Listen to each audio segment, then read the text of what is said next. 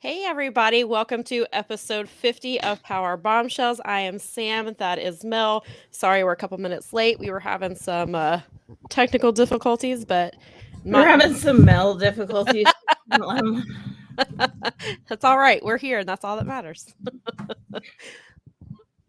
Mel is slow. She takes forever. Oh my god. Oh my gosh. That for a minute I was like, am I going to do this show solo today? No, you're not gonna have to. It's just one of those. Hey, all Hey, right. Brad. I even forgot. Oh, this. she's got a hat. Of course, I've got a hat for you guys. I love it. Like it's. God damn these stupid cameras and my That make you think, yeah, that reverse everything. I am not good at those No, puzzles at the science museum, but that's right. up there. All right, there, perfect. Yes. Looks So great. what is on your hat? That's actually an owl I thought so. That is very cute. because I'm an owl nerd, and my mother-in-law actually knitted me this hat. Oh, it's awesome. She did a good because job. She is the craftiest, coolest lady ever. I have also a knitted owl. It's like a face, but it's a tote, and that's where I keep like all my stuff for the show and everything. So. Yeah. Oh, that's good. Nikki said that she's on standby if needed. I could have Yeah, just that's what I figure. I'm always Just like Nikki. name it as Nikki, and I can just jump in. Like, Nikki, come here. Maybe we should make that a merch item. Do we need Power Bombshells hats? Ooh, hats. Oh, that's a good idea. Hats are Dava. always a good idea. That's People a good- really like hats because Yeah, boys I'm not and girls really both I'm not really wear. a hat person just because I don't think I pull them off very well, but I think Power Bombshells hat would be cool. We could make that could be really cool with that logo. That would be awesome. That logo's perfect. Like it could go Yeah, on that logo would look everything. awesome That's on why, shirts, I mean, mugs. That's why Kyle is Hats. like the man. That's why I love that cube. He is the man. He is the artist. He's pretty good at the He designing of knows things. what he's doing. It's like he's got the whole thing in mind. He does. And hello, Daza. We're glad that you are here. We're all here finally. Yeah. Well. Hey, listen. We bring you the finest in free entertainment, and We if we're sure a couple do. minutes late, then Hey. Listen, we've made it 50 episodes. That's a pretty big deal. That was part of the reason I was like, I couldn't believe that we were doing 50 episodes, and I was like, oh my god. I know. I still can't believe we're 2 episodes away from our 1-year anniversary. That's insane. So Especially because it's what's even funnier is because we've talked about it before, especially if you've seen some of the early episodes. Like Mel and I never intended to have a podcast. I thought I was just gonna write about wrestling and that was gonna be it. And here we are. and we're still here. I know, it's awesome. Yeah, and shout out to Garrett again for having the idea and coming to us and putting us together because Mel and I didn't know each other before this started until he brought us the idea a few weeks before we launched, and we are going to bring back, we did have like a little bit of a getting to know you segment that we used to do in our early episodes, so I think we're going to bring that back for the anniversary show. I already have a question. I came up with one a couple weeks ago. I think that'll be fun. I think we've got like, we kind of want to do a couple fun things for the anniversary show because it's an anniversary. But it is. That's definitely like I think we should definitely do that.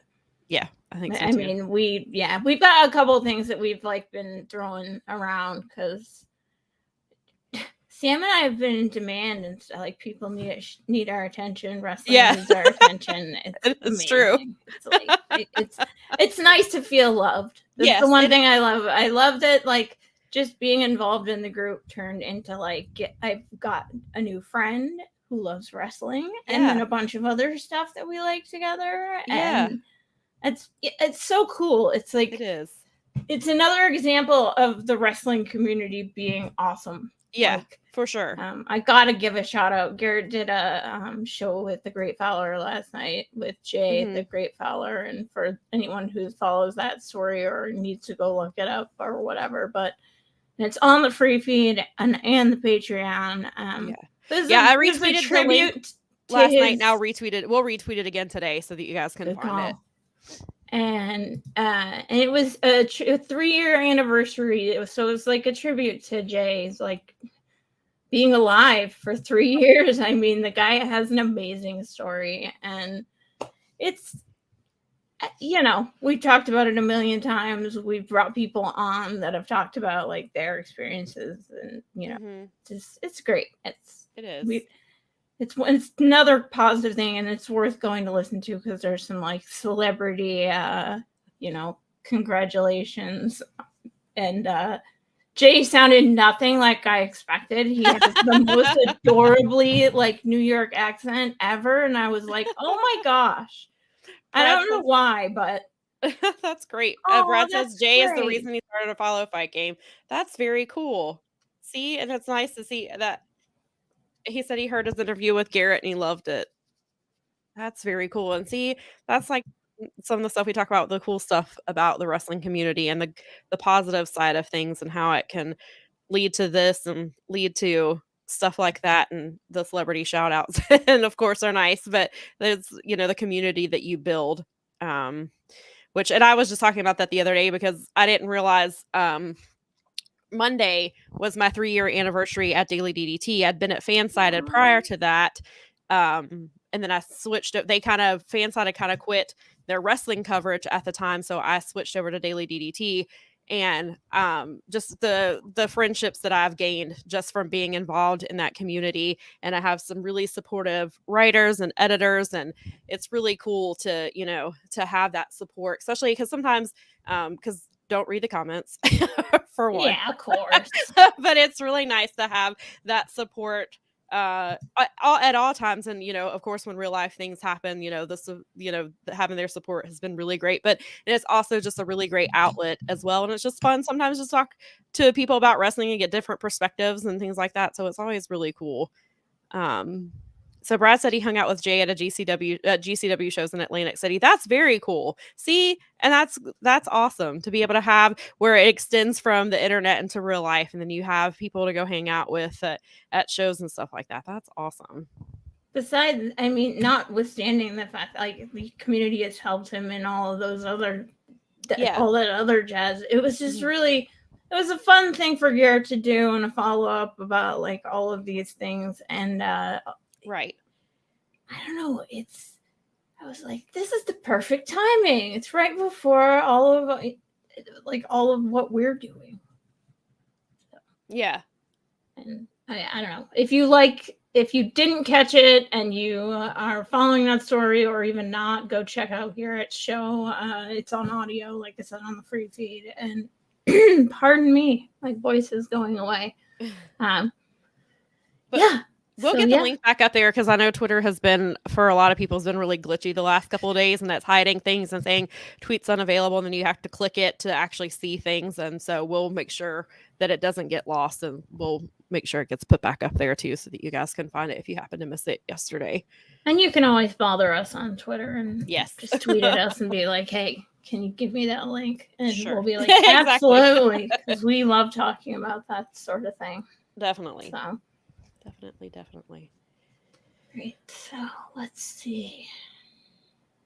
What are we starting with today? Guess we will start with, I ended up having an extra thing because I ended up watching something last night. Oh no, tell me the extra thing. Well, of course I'm also, so I keep saying like I need to get caught up on Strong. I'm like 2 months behind on Strong. I finally watched all of November, so I was like, I need to hurry up and watch, especially because some other things that are coming up that we'll talk about on the show. So I'm like, oh, I need to watch that. I still haven't watched the Jay tribute show. I haven't watched his funeral yet. And I was like, let's watch PW Revolver, because I heard their show on Thursday, or Wrestling Revolver. I was like, I heard Thursday's show was awesome. And so I kept seeing tweets about it. And so I was like, I really want to watch it. And so I finally got around to subscribing to Fight Plus last night. So it's $4.99 a month. I thought about doing the year thing, but I want to make sure that I'm actually going to keep up with it, because I know I will through the collective and stuff. But I was like, I want to make sure that I'm actually going to keep up with it after that. So, and you get a week free trial. which is nice. So I got but yeah, so we watched it was Thursday's show was A Night at the Moxbury.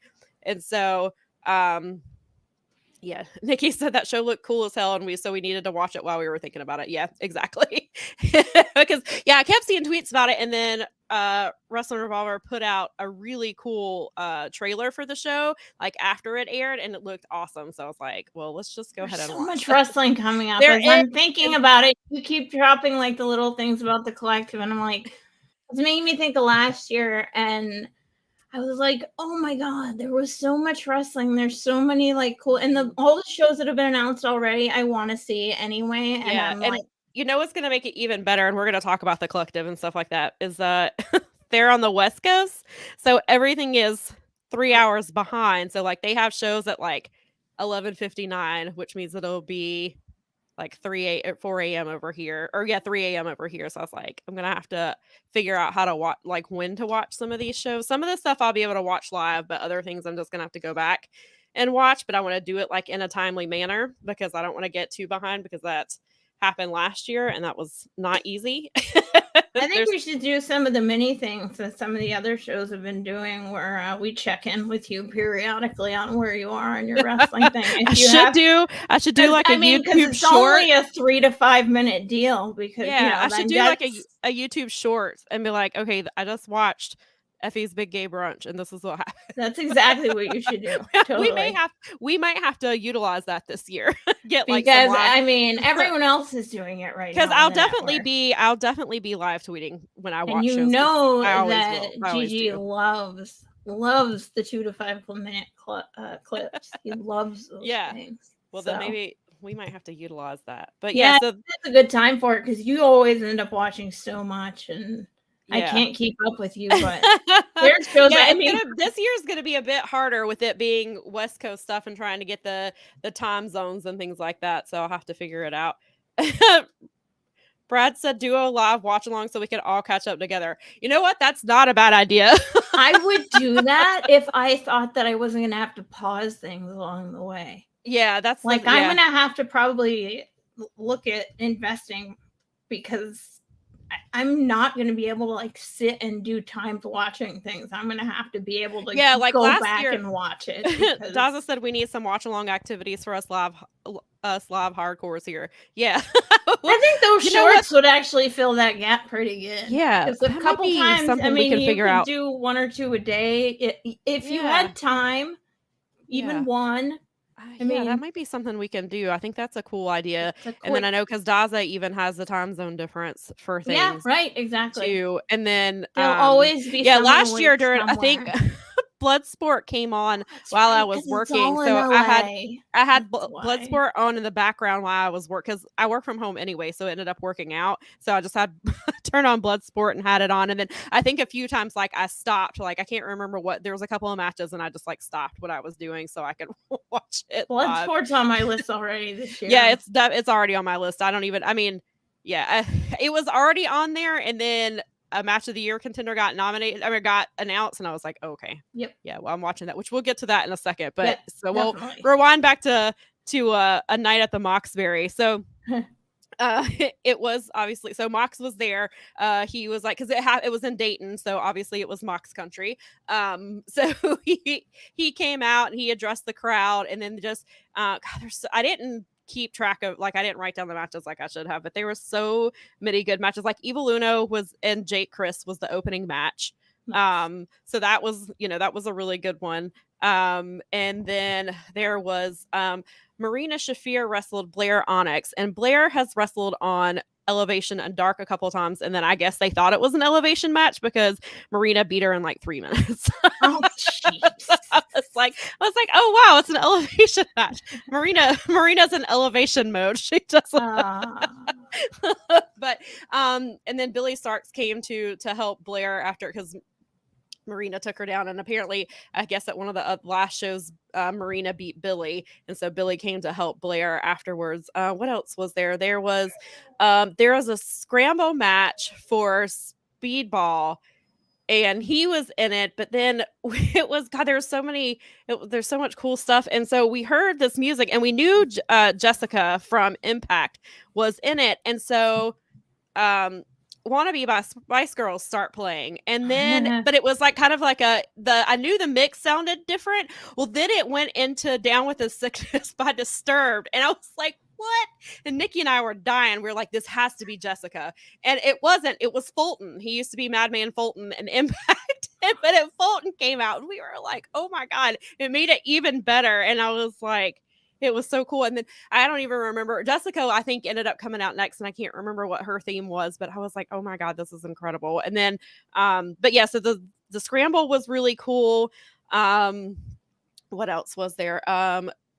Alex Shelley wrestled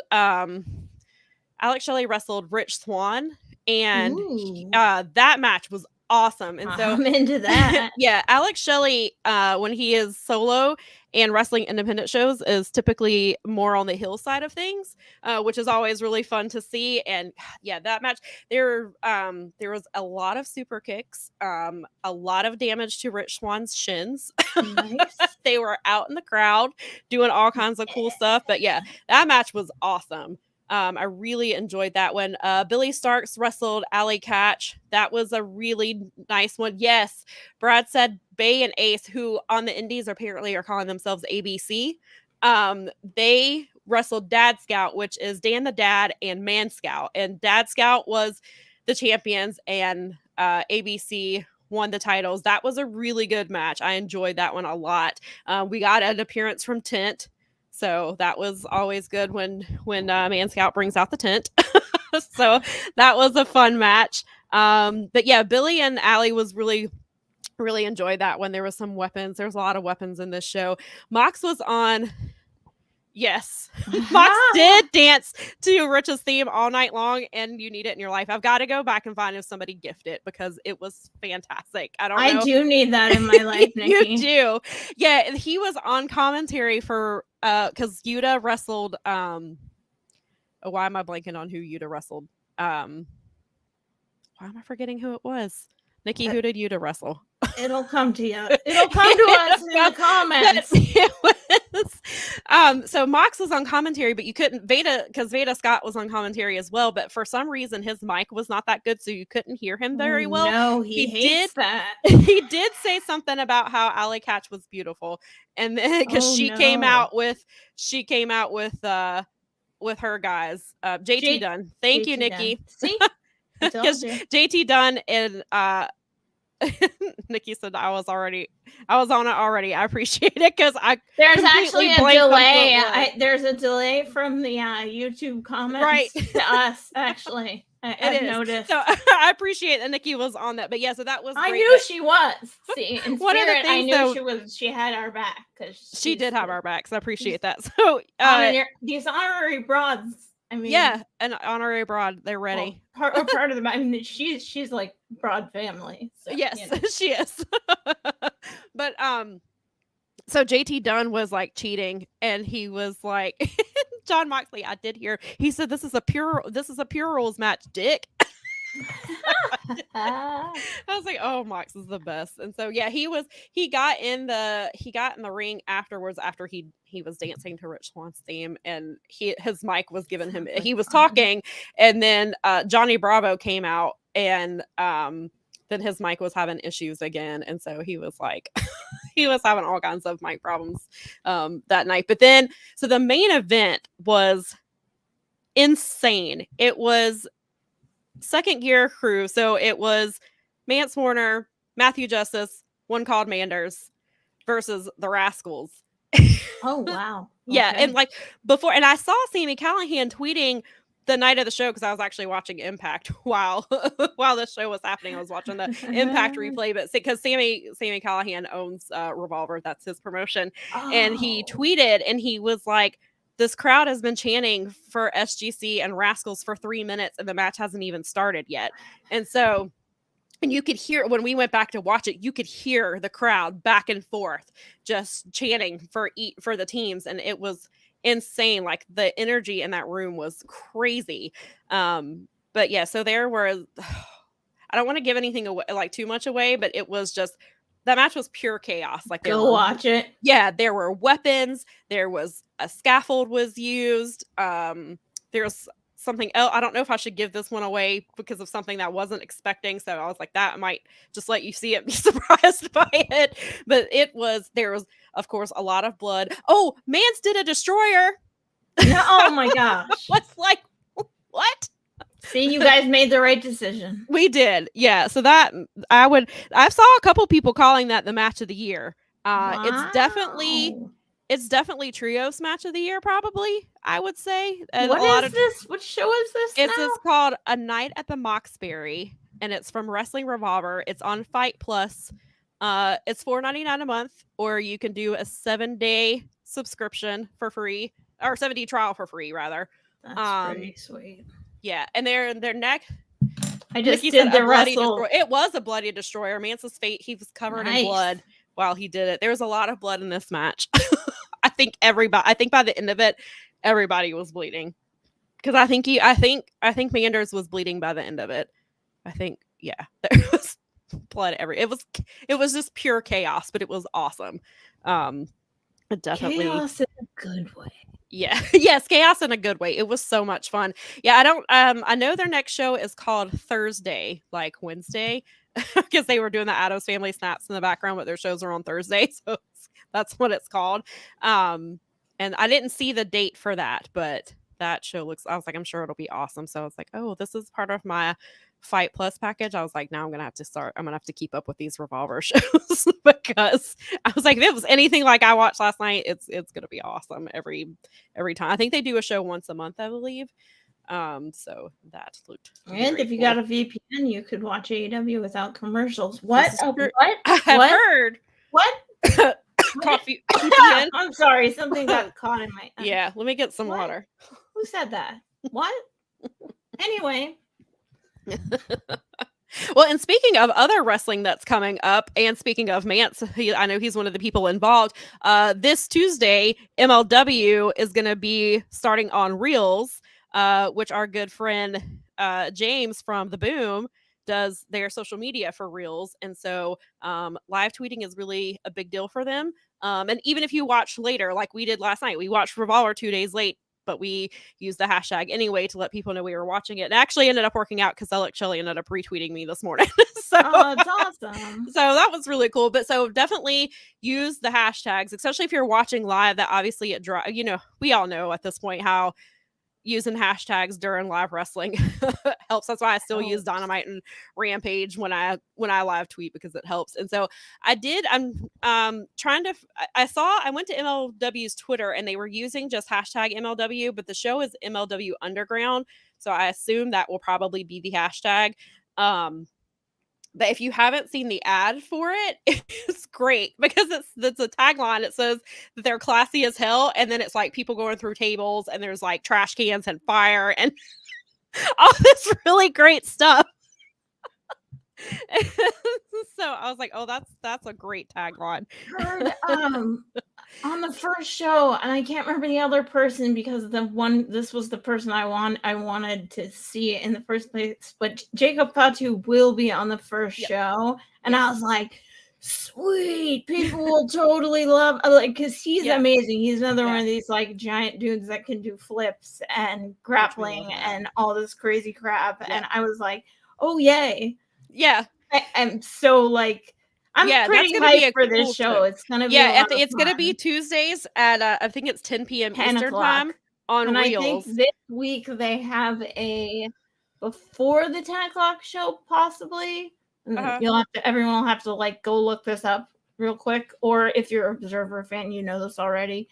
Is they'll have there's like a show before that has a bunch of clips and stuff from previous MLW. Sort of like give people an idea of what MLW is. That's really cool because I haven't watched MLW. And then the actual show starts at 10, I think.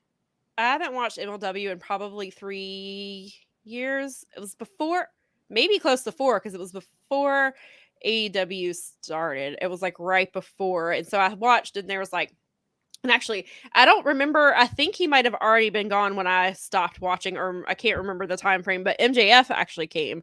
He was at Came from MLW. MLW, Ricky yeah. Starks was there. By way of there, anyway. Yeah, Sammy Callahan used to be there. Then they brought Jim Cornette in and had him on commentary, and that's when I pieced out. I caught the like, accent. I totally get that. Yeah, I was like, not. Totally. And then they ended up, there was somebody that worked for MLW that was named during Speaking Out, and then I was just like, yeah, I'm not going to go back to that. I already don't have enough time to watch enough wrestling as it is, which sucked because there was some really good stuff there. Like I saw some really good matches, and so I'm interested to see what they've been doing now. I mean, I've listened because I follow them on Twitter, so like I know a little bit. Like I know Alex Hammerstone's been killing it over there. Jacob Fatu's been killing it. I think he's the other one that might be on the yeah, and I know because they had I think they had a pay-per-view last night. Because I kept seeing something about a coffin match that had Mance was in it. Unfortunately, Enzo Amore wrestles there, which that guy. And I think he's like I don't know if he's just Enzo there. Yeah, I think he's just Enzo, I think is what his name is or whatever. He was in that match, and I'm not looking forward to seeing him, but I can't remember who the third person was. But despite him being there, I will check it out and see and go support our boy James and give him some social media support. Yeah, it's easy enough. 10 o'clock. I think we're all just usually. It's like an hour. I mean, show, right? even I'm sitting around at 10 o'clock. It's only on for like an hour. Yeah, but so I can cool. You can actually feel like you're part of it because like it's got hey, we're reels adjacent. Okay, let's support our boy, and it's more wrestling on TV, which is always a good thing. Exactly, competition is good for everybody. So. And it keeps people like looking at other. I mean, if ever there was a time when people were going to get interested, this is the time because there's so much. Yeah, right. Yeah, and like we've said, I mean, competition is good for everybody, and there's only so many places you can be on TV, so we want them to do well, and we also want it to do well because our buddy runs the social media over there, and we want him to do well, and we want him to succeed. So yeah, we want him to be able to buy Puppet Up lots and lots of toys and bones. Right, exactly. It's all for Puppet Up, James. It's all for Puppet Up. So we'll be live tweeting about that as well. I'll probably do it on my personal account, not the Powerbombshells. I guess I could do Powerbombshells, but we'll do a little both. Yeah, but we'll get we'll get the hashtags in on that. Definitely. We'll elevate that. Yes. And so we'll go back to the collective since we start. James is great, Nikki. He is. We love him. Good dude. He is good. He's a good dude. So yeah, so the collective announced a few weeks ago they're having they'll be in LA, and they've got, I believe it is it 9 shows total? Hang on, I wrote about it the other day. They have, because they started releasing stuff. Okay, so it'll be 10 shows, and then the weekend closes out with the Indie Wrestling Hall of Fame, which is part of WrestleCon, actually. And now WrestleCon is starting to announce some stuff. As if I wasn't going to be busy enough, they announced a huge match last night. They announced they announced Masha Slamovich versus Aja Kong. Yeah, I was like, what? You share that, I was like, oh dear, this is like things are getting real in the stuff that goes on around WrestleMania. I think it's so weird because I kind of got to experience it a little bit live because when I was in New York for the ROH Supercard, there were so many other shows going on around New York City, and we went to the Supercard. We knew WrestleMania was going on the next couple of days. We just bought tickets and went out there. We weren't gonna necessarily do it. It was like we're here. It's tomorrow. We can grab tickets. There will be tickets available. We were up but there's so much that goes on. And now because you have stuff like Fight, you can just watch it, and we can actually we don't have to go to LA. We can stay here. And it is, we were actually talking about that in the group chat the other day, like if they come back this way and maybe do like Florida again, or we would really like Charlotte probably is a long way away from getting a WrestleMania, but if they go back to Atlanta or something, then like we were talking about maybe trying to get, because they've all like Doug has been, a couple of our friends have been to like all the More Than Mania stuff, and they've actually been to Mania. Mania is not something I have done. I have a lot less interest in it, but I still, as a wrestling fan, would like to, check it off the bucket list. I was hoping that Charlotte would eventually get it, especially because, Bank of America Stadium is large. They've got the dumb turf now, so they can do concerts and again, because they did concerts back in the day, and then they stopped doing them for a while, and then when they installed turf, so now they can do concerts again. It's an open air arena, so they could do it. It just might, don't know how much Charlotte's actually trying to like appeal to WWE to get them to have WrestleMania here, but if they ever do. But yeah, and I guess Atlanta would probably be somewhere close, but I would love to do more just, and I was like, of course I'd like to see WrestleMania just to check it off my bucket list, but I'm more interested in everything going on around it, that if I had to choose, then I'd rather spend my money going to those things instead. But it's really cool how big it has gotten. And so now, I was saying last night, I was telling somebody that match they announced last night was like, don't forget, WrestleCon was like, don't forget about us, don't pay attention to the we got stuff too. And then right before we got on the live stream, I saw that they announced Vikingo and Mike Bailey will also be there. They both wrestlers will be going back and forth between the Collective and WrestleCon. So I was like, well, I mean, then again, Speedball last year. Speedball like loves to wrestle 300 times a day. Like he just like goes from event to event. So and I said that he was, besides John Moxley, like he was probably my wrestler of the year last year, and he's already coming in hot for 2023. He's already having some good matches. Like his match on Impact, I finally got caught up on Impact, and I saw his pit match with Kenny King from I think it was from 2 episodes ago, maybe. That was a really cool match. I heard about that match. I need to go back and catch that. Yeah, that was a lot of fun. I really enjoyed that. So yeah, he's already, and so then on top of having him there, he's already been announced for 2 match of the year contenders. So Speedball is wrestling. Well, I guess before we get to who Speedball is wrestling, we will also announce that or talk about how Ibushi will be at the Collective. And I lost my freaking mind when I saw it. I was like, what the hell? I did not see that coming, even though in retrospect I should have, because hours before it was officially announced that he was leaving New Japan. Free agent. Yeah, and then I didn't, and I saw GCW tease a match coming Tuesday, or an announcement Tuesday at 10:01 a.m. and I was like, okay, because we weren't sure if maybe, even though they're on Fight Plus now, if there would still be like a package that you would have to buy to watch the Collective this year. So I was like, oh well, maybe that's what it is. And my friend was like, well, maybe they're wrestling Hammerstein again. We were all very wrong with that. So we'll talk more about Ibushi and him being a free agent. But yeah, so that was huge. So one of Ibushi's matches will be against Speedball Mike Bailey on Bloodsport. Can't wait. On Bloodsport. As soon as I heard that, I was like, I wanted to. I was like, oh, I'll probably watch Bloodsport again because I really enjoyed it last year.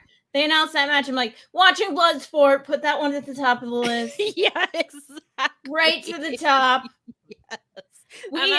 You would laugh because I had my group chat my tiny group chat had a little conversation about Ibushi, and we were joking about the fact that now that he's a free agent, he's doing the thing. And I actually quoted our good friend Jeff Hawkins, and I said, "Get paid." 100%. Get paid, Ibushi. Go be happy. Go kill it. And then so we know like every single person is watching, because we are. Yeah. So and Ibushi will also be wrestling at Joey Janela's Spring Break. We don't know his opponent yet, and so we were because I was like, well, what if we get a Golden Lovers reunion there, because Ibushi has hinted at Golden Lovers, and he's like, I don't know, Kenny's got the IWGP US title, and he's an AEW, and I don't know, but it's something they're both open to. They just didn't know what the timing would be. So I don't know what Joey Janela's relationship is like with Kenny Omega. I don't know if they're on good terms. I don't know how, I don't know what their relationship is like, if that's something that they would even do. But I was like, what if that's where we get the Golden Lovers reunion? And then my friend joked and said that they're going to be in the clusterfuck. The clusterfuck scramble. I was like, well, I mean, I would take it. I was like, hopefully we'll get an actual tag match with them. But, and whatever form I can get it, I'll take it. So, they're doing that again, huh? Yeah. Oh man. Yeah, I can't wait for that. So yeah, can't wait to see the entrance on that bad boy. That is some man. Yeah, those that is some classic. Yeah, because I think the biggest surprise for me last year was when they got Maven in there. I popped for that because I loved Maven, and I was like, oh my god, this was great. He was not in I don't even think he ended up being in the match very long, but god, that scramble was almost an hour. Because I remember I was like writing down names of people who were involved so I could talk about it. And oh my God, it was like, I think it was like an hour, or maybe it was a little over an hour or something. It was insane. I was like, because there was like 50 people in that clusterfuck match. I was like, oh my God. And then also, so Speedball, not only is he wrestling Ibushi, he's also wrestling Vikingo. Oh, jeez, gosh. And that match got announced first. And so I was like, oh my God. I was like, so Speedball, I was like, I don't even know what else he's doing besides these two matches. But apparently now he's going to be at WrestleCon too, probably having bangers over there. So I was like, this man is really coming in for Wrestler of the Year. Brad said the clusterfuck is the best part of spring break. Yeah, it's insanity. It's so crazy. And then, yeah, because last year we got Denise and Sean Ross Sapp were both in the there. Clusterfuck as well. Why not? I mean, there's like there is a time and place for. I am a big fan of Talking Shopomania and Talking Shopomania too. So I have absolutely no room for like. Right. Those are like two of my favorite things to come out of the pandemic. So yeah, I mean, it's fun. I actually forgot about it once in a while. Like you need that once in a while. Well, and I think that helps kind of break up that week because there's so much good wrestling that it kind of breaks things up and lets people have a good time. Oh my God, that would be incredible. Brad said he knows that Joey's wanted to get Meltzer and this clusterfuck. I don't know. I don't see that. I don't know if it would happen, but oh my God, if he ever makes it happen. But I don't know. Maybe. Dave seems to be softening up a little. He definitely won Twitter yesterday with the Linda McMahon robot. That was fantastic. It was. I mean, you can't buy that. You can't.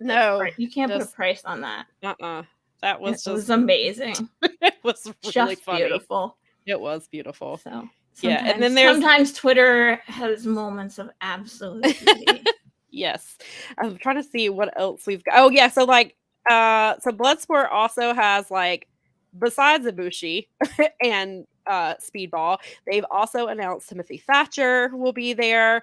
They've also Johnny Bloodsport will be back. Eric Hammer, who I'm not familiar with, but apparently Eric Hammer has done several Bloodsport matches. So I know that he will be on there. I'm hoping and Josh Barnett will probably do something because he always does hope some match too. And yeah, I hope Masha comes back. Me too. That would be cool. And then let's see. Oh yeah, so for Joey Janela spring break, Maki Ito has been announced. So that will be fun. And then I think there's there's all kinds of stuff that's been announced, and I'm probably missing a lot of things. And then, so then Gringo Loco's World on Lucha will be back. Vikingo is going to be wrestling on that. I saw Vikingo versus Gringo Loco in Charlotte a couple weeks ago. So that should be, and he's announced a couple of things for that show as well. And a couple of wrestlers I'm not familiar with, but I'm sure they'll be awesome because Lucha is awesome. What else is there? Oh, For the Culture is coming back. And they've already announced Too Cold Scorpio versus Brian Keith, which I think will be Hmm. awesome because Brian Keith is really, really good. I saw him for the first time. Actually, I can't remember if For the Culture was the first time that I had seen Brian or if I saw him before that, but he's really good. So, and then obviously it's Too Cold Scorpio. So that'll be cool. They've announced Myron Reed's gonna be on that show. Nice. I don't know if Cool dude. yeah, I really For the Culture was a really awesome show. I really enjoyed that, and I don't know that he is gonna be. I know Darius Lockhart has been dealing with some things, and I don't. He's trying to make his way back, and I don't think that he'll be back. I don't know if that he'll be back in time for More Than Mania week, but if he is, I would love to see him back at For the Culture because he had some really good stuff and he wrestled Brian Keith. So that would be really cool. And then there's of course Effie's Big Gay Brunch 6, Oh yeah. which Effie says will be bigger, gayer, and brunchier. And Wow. uh Goodness. he announced the team of Thrussie, which is himself, Alley Catch, and Dark Chic. Pollo Del Mar is going to be involved. There's going to be all kinds of. I'm trying to think of. I know I've missed some announcements. I mean, I've seen a couple of things. I just don't have them in front of me. There's Jimmy Lloyd's Degeneration F is happening, which will include East West Express, which is Nick Wayne and Jordan Oliver, which is amazing. So that's happening. There's going to be DDT Pro is going to have 2 shows. There's going to be just a pure DDT Pro show, and Takeshita is wrestling there. And then there's also GCW versus DDT. And Yoshihiko, which is the blow up doll, has been announced for GCW versus DDT. So that'll be great. And then the DDT show is going to have June Akiyami is going to be on there. Shanshiro Takagi will be on there. Chris Brooks will be there. There's a couple, I believe some women's matches have been announced for that already. And what else? I wonder if they'll put those up on Wrestle Universe like after the fact. Oh, that's a good question. They might. They may put those I mean, on there. Fight is probably going to have the exclusive rights to streaming them live, I would imagine. And I'm imagining that I would have to purchase that. Although I should look on there because they might have a bit of a discount. But yeah, at least those could actually, because like anything DDT, Noah, Stardom, THPW, I know that their show, I think I saw a tweet right before we came on that their show that's out in LA just got sold out. Yeah. So those hopefully will ultimately land on Wrestle Universe. So maybe I'll save in on that one because I don't know because I'm going away from my life. I'm enjoying the crap out of that. It's really, there's some so good wrestling. Like Noah is way better than I ever realized. That's what I've heard. Whew. Yeah, I mean, for an indie, their production is really good. They've got a really good commentary team. They have they basically, it was like they looked over at what New Japan had on their English commentary team and kind of mimicked that, but in their own way, because the people that I wish I knew their names off the top of my head. But they do a really good, and they're so I've heard really good stuff about their commentary, and then I've heard their Young Lions are really good. It's good. That some people, some have said that they think the Noah Young Lions are better than the New Japan Young Lions. Wow, I would love to see them fight it out. Right. That's really the only way to be sure. It is. They should do something about that. And then also with the collective, they've got some new stuff this year, and one of them is the Santino Brothers Wrestling. They're a wrestling school. They're like the premier wrestling school in the southern part of California, and they've turned out some good stuff there. And so they've already announced some who will be there. So Willie Mack will be there. He's an alumni from there. Bad Dude Tito will be there. Nice. His tag team partner, Che Cabrera, will be there. Heather Monroe Eli Everfly and Delilah Doom are also going to be on that show. So I think that's really cool that they're showcasing that school, especially because it seems Kid Bandit I know was there for a while. I believe that's where Kid Bandit started before going to the Nightmare Factory, or maybe it was vice versa. Maybe they went to Nightmare Factory first and then went back to Santino. I can't remember the timeline, but like, so they've definitely got some really good talent that they've sent through there. So I think that's really cool that they get to showcase that. I don't know if they'll be showcasing other like current students or just alumni, but I think that's really cool that GCW is giving them that platform. There's also GCW is having emo fight. And we're getting Blackheart Leo Rush. So if you have not seen Blackheart Leo Rush, that is a completely different version. It's like Leo Rush that you know and love, but like on a completely different level. Blackheart Leo Rush is my favorite Leo Rush. Nice. And I love Leo Rush. I love Leo Rush just in general, but Blackheart Leo Rush is amazing. So I can't wait for that. His match from last year's collective when he wrestled Blake Christian, that match was insane. It was so good.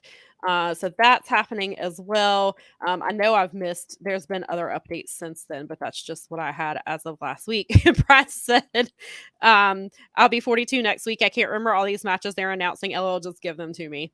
Yeah. Pretty much. I was like, it'll help me decide like what I'm watching probably, but I was like, I'm gonna probably try to watch pretty much all of it. So I still gotta watch the actual WrestleMania portions of it. So yeah, there's that whole thing. Yeah, I will watch that. I did that that's what I did last year. I watched WrestleMania live both nights. And I will, some of the stuff I may like, some of the shows I may not get to until a little bit later, like the Jimmy Floyd show, or the Jimmy Lloyd show, the Degeneration F is what I was trying to say. I don't know that I'll get to that like live, but I'll definitely try to circle back and watch it. But there's so much good stuff. And then now we have WrestleCon announcing stuff, and I'm not sure. I think that'll be available through High Spot, so that's obviously different. I don't have a subscription to that, so I have to figure out. I think a friend does, so that might be how I watch some of that stuff, because I really want to see Aja Kong versus Asha. There's anything that I watch from WrestleCon, like I'm sure Speedball and Vikingo are going to have incredible matches with whatever they're doing at WrestleCon, but I really want to see Aja Kong versus And I saw a tweet last night, I think it was from SoCal Uncensored, saying that they believe that's Aja's first match ever in California, which is crazy to think about. And then Aja is also booked for another show like April the 7th, and I can't remember, West Coast Pro, maybe, I want to say she's been announced for.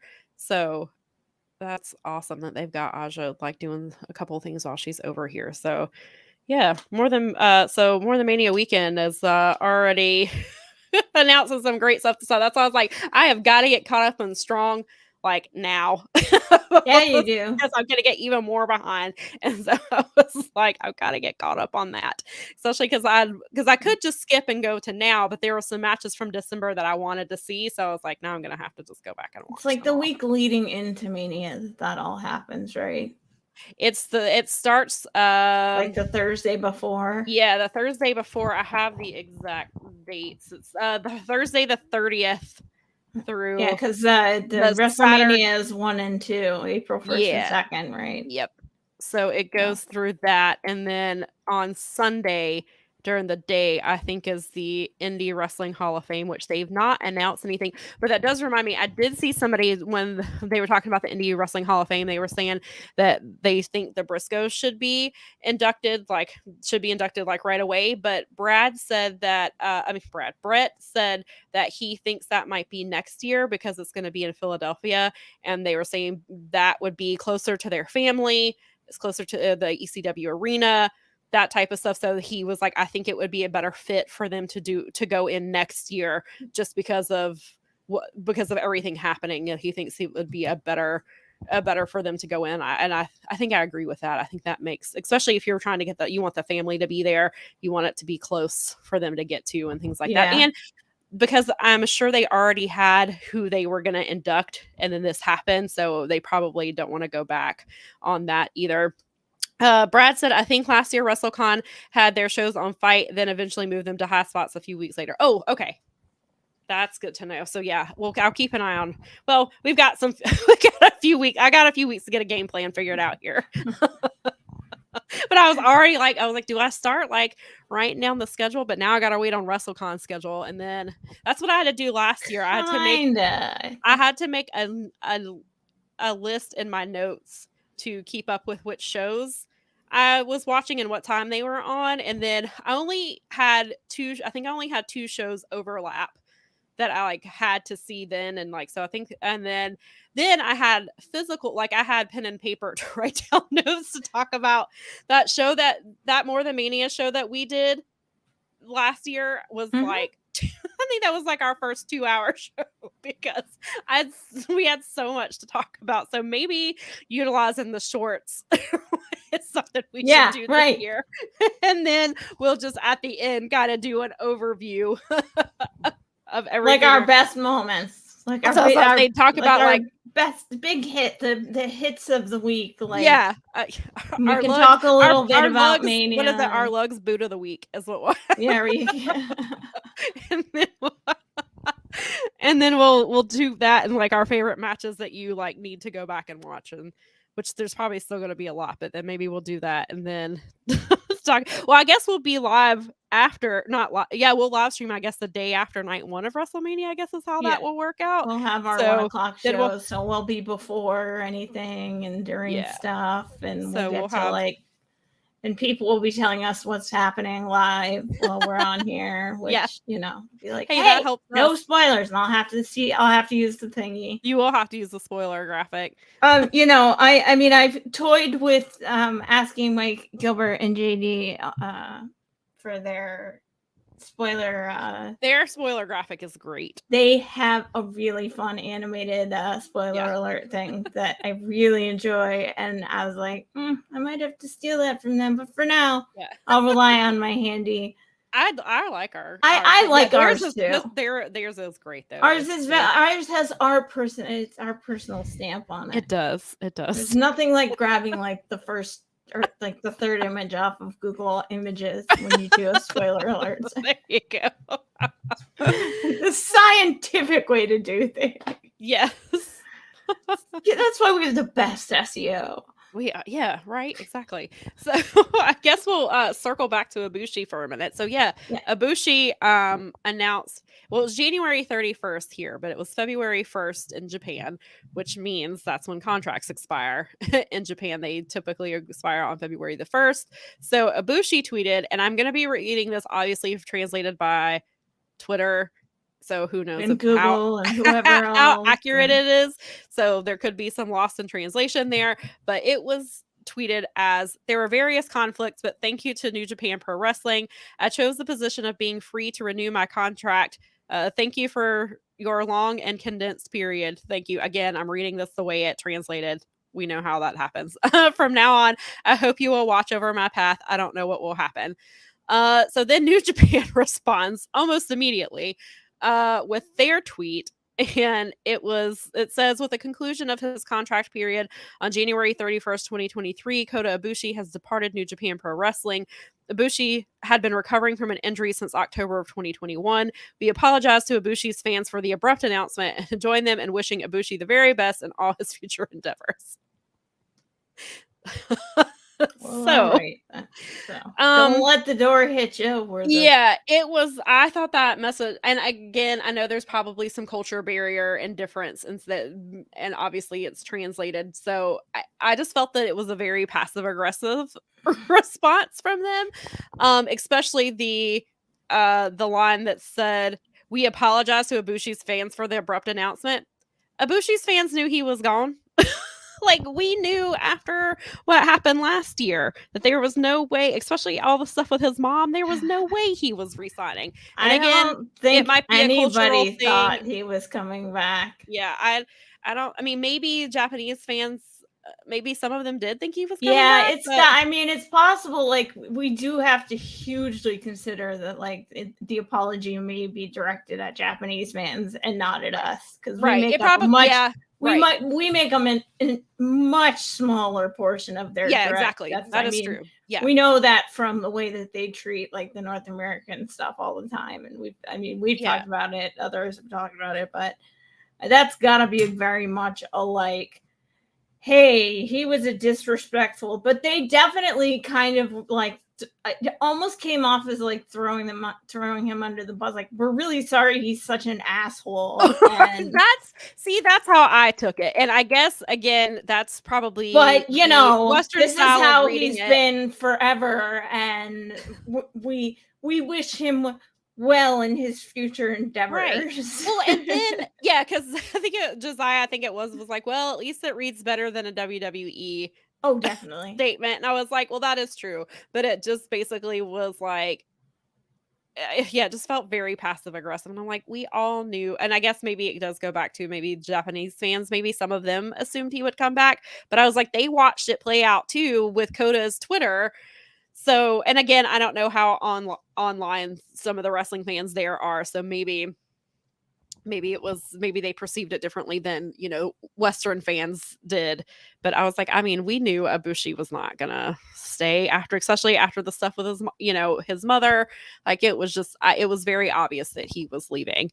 Or at least that's how I took it. I was like, we were all basically waiting on February 1st because we knew. And especially because he's been more open about talking about Golden Lovers and things like that. So it seemed like he was already, and then he's kind of talked about maybe getting into, like, the MMA type of stuff there. But we've talked about, like, what does Ibushi do, because he's made it clear, like, that he doesn't want to live in the US. And I'm sure after what happened with his mom, he probably does not want to leave her for extended periods of time. And not that she couldn't come with him, but it sounds like maybe he just kind of does excursions basically and just comes over here for a little bit, goes home, does his thing there, and then maybe comes back. And it'll be interesting to see, because he's obviously going to be the most in demand talent out there.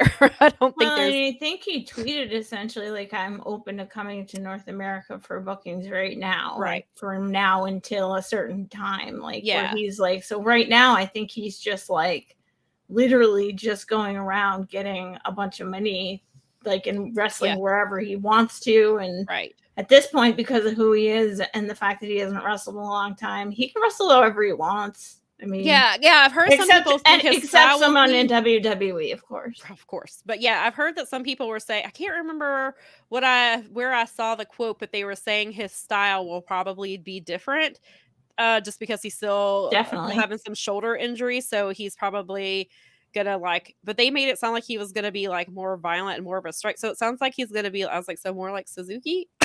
Well, that's so, I mean, I will take that, and maybe he won't land on his neck so much now. Well, because they'll be beating the crap out of each other, and somebody was talking about, instead of jumping off of things and doing flips. Somebody was talking about how I wish I had the tweet on hand, because I sent it a few days ago, but it was saying something about how Ibushi's gonna, like, have this, like, match with Speedball, and then he's gonna go to Joey Janela's spring break and light a firecracker in his face. Yeah. I was like, that's perfectly encapsulates Kota Ibushi. Well, I think he thinks that, like, there is, like, some conversation with the fact that, like, he has the feeling of, like, that was the path that a lot of other really important, like, people like Suzuki, the path they took was that they were part of Pancrase or War or some of the other, like, he hasn't done death matches traditionally, and he hasn't done, like, that kind of hardcore match and things like that. And so I think maybe he's testing the waters. I worry because the guy's a little crazy. Like, he's a little crazy. When you see him, like, striking people, and I mean, he seems like, oh, look at that cute, like, little guy. He's so pretty and wonderful.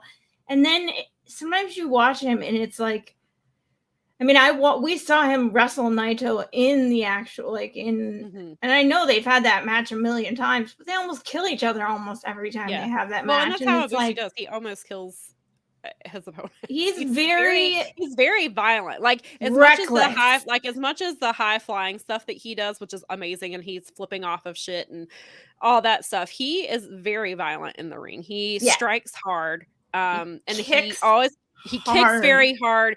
Then you can tell when he gets past a certain point, he just has this look on his face, like his eyes completely changes. He goes to a different place. And he can get in matches, he can get really dark sometimes, which is a little terrifying because sometimes you can see it come across his face, and when that happens, you realize like it's about to get really bad. He's about to get he's gonna go play the indie circuit where he's doing stuff like GCW. And I mean, starting off with GCW, gloves are off, as it were. Right. I mean, right. And I mean, I think Speedball is probably a perfect first opponent for him, because Speedball is violent, but not in the same way. I think that's a really good for this to be his first match back, assuming he doesn't wrestle anywhere between now and then.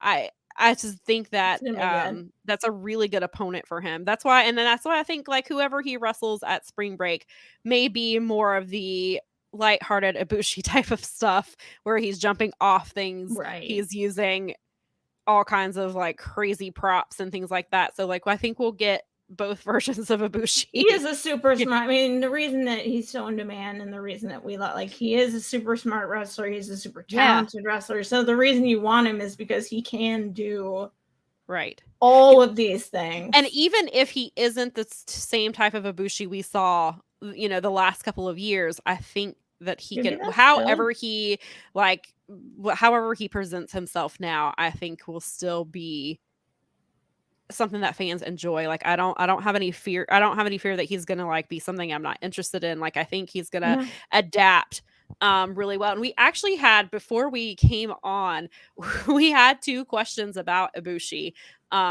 in our comments, so I'm gonna post those real quick and then we'll go back and see the new comments. And then also there was something that came up last night about Ibushi that I saw. So the first question is, do you believe that Kota Ibushi would appear on AEW/New Japan Forbidden Door? If they can work it out, absolutely. Absolutely. Tony, and I hope so, because I want to see that. For us, yes, I want to see it.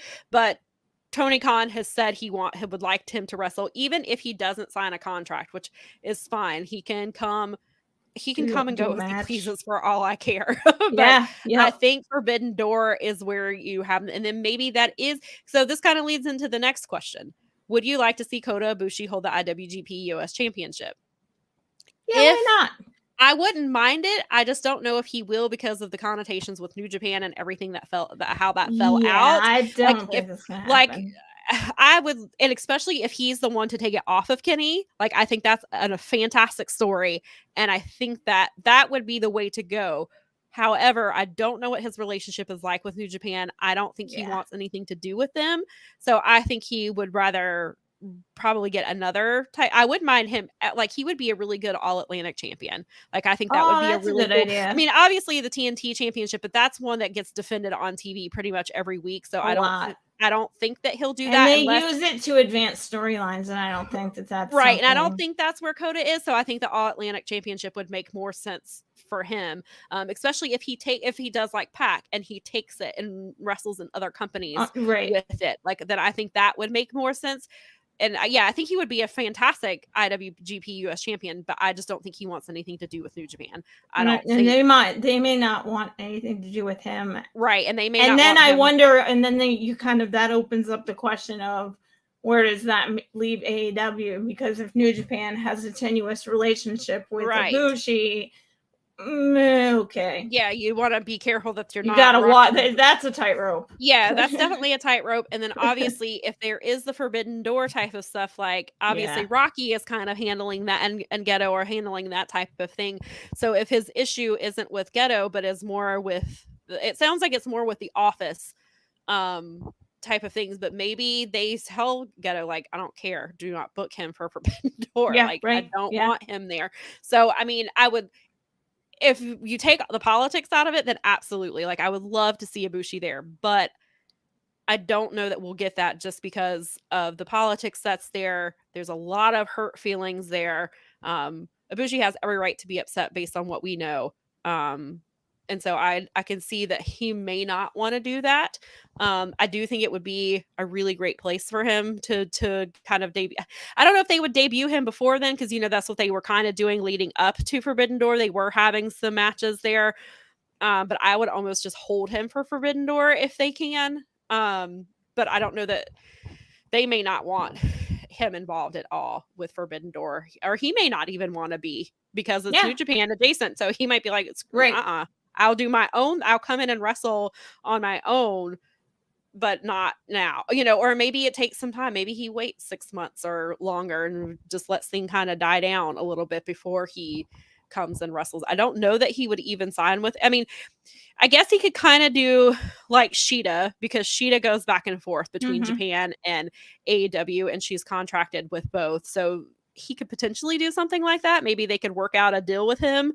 But knowing him just coming out of this contract, that may not be what he wants. He may just want to freelance it and just wrestle at all the indies here, and he might go and he might do the UK stuff that like Suzuki's been doing. He could do like he could do that. Pro and OTT. And so Brad said, I wonder if Ibushi will be on the DDT show during Collective Weekend. That's where I thought that's probably where he would get announced. That does kind of make sense, since it's and I wonder if I would think that he would do both shows, but I would definitely think maybe the DDT versus GCW would be a really cool.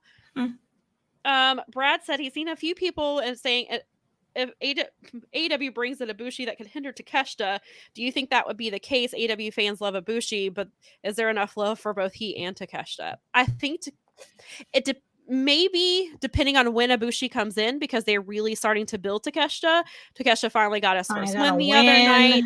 He's hanging out with Don Callis, which is interesting, with Don Callis and Kenny Omega, and then Kenny Omega and Ibushi. So that's an interesting little dynamic that may come into play later on. Maybe it doesn't. I hadn't thought about that before. I don't necessarily think it hinders Takeshita, but I could see where that could potentially be an issue. Although you could totally have them fighting over Kenny. I mean, who wouldn't fight over Kenny? But that would. There's a lot of Kenny Omega on a pole match. Yeah, right. That's what I always joke about. Adam talked Cole. About it. Adam Cole on a pole. Yeah, Adam Cole on a pole, because he has his boyfriends in the Elite and in Red Dragon, and Dark Order for that matter. So they could do the same with Kenny Omega on a pole. Takeshita already has a lot of AEW homegrown love. So I think Ibushi coming in from outside, like we've seen that, yes, AEW fans were all really smart. Like, we would love it if Ibushi comes on, but you never know, like, how big a person's going to get over. And he's been out of the wrestling picture for pretty long time when you think about, because people's recency, I don't think that people in the AEW crowd wouldn't pop like crazy for him. Like, that wouldn't be huge, but they have had some times where you would have thought, oh, that guy like should have been over more than he was. And sometimes it's the crowd, obviously, and things like that, but it's tricky, because I think there's a lot of love for Takeshita in AEW as an AEW like import.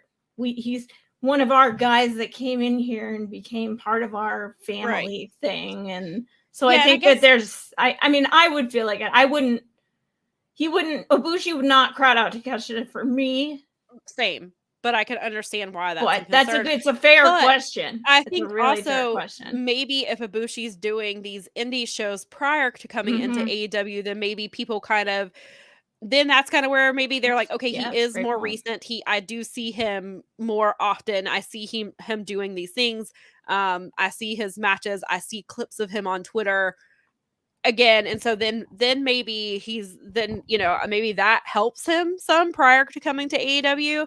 But it depends maybe on, they I wait guess, till like Double or Nothing or something. I think it depends on, like yeah. I think it depends on how they're going to use Ibushi and how often Ibushi is going to be there. Yeah. Because Takeshita is signed to AEW, so Right. he's going to be there long term. Ibushi is likely not going to be all elite, at least not anytime soon. He's probably just going to come in and do some matches here and there.